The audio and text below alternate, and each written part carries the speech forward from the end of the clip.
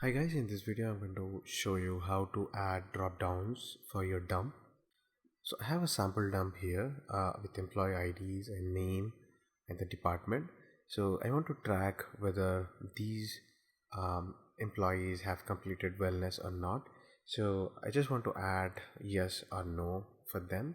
So instead of writing every time yes no, changing it to yes from no, we can add a drop down. So there are two ways you can add. One is take a right click and there will be a drop down option here. So if you can see here, it is asking for me to add option. So I only have two options, so I'll add only yes no. If I want to add one more item, which is NA or anything else, you can add by clicking on this add another item. I just want to add only two items, so I'll click on done. So now if you click on here, it will reflect yes no. So there will be another option where you can add drop down from here, insert and then drop down.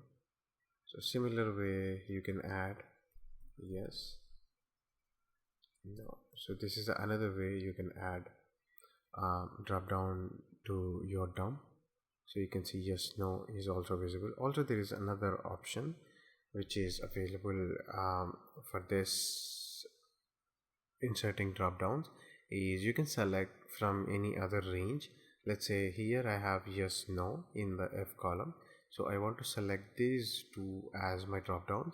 So that is also we can do it. So either way you can select from here or from here, select the option drop down. So now you can see earlier you were added manually yes no options, but now you can select from range. So if you click on here, it says drop down from a range. So when I click on that option, it gives me an empty space where I can add range. So this is a range.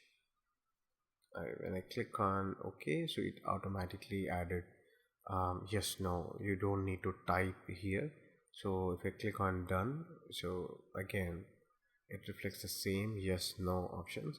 So if you want to add the rest of your cells, then you can select all of them and then do a control D. So all of them, for all of them, the drop downs will be added. So there are three ways you can add drop downs. Taking a right click from here, this is the option, and then clicking on insert and then adding the drop down. And there is another way which is selecting the range, this one I guess. So selecting the range, you can do it from here. So this one, so you can select the range. Let's say if I changed okay, let me give the range first. So this is a range, right? So it gives yes no, but let's say if I change here active and then inactive, so these are the changes which I made. Now if you go here, so it will be active and inactive.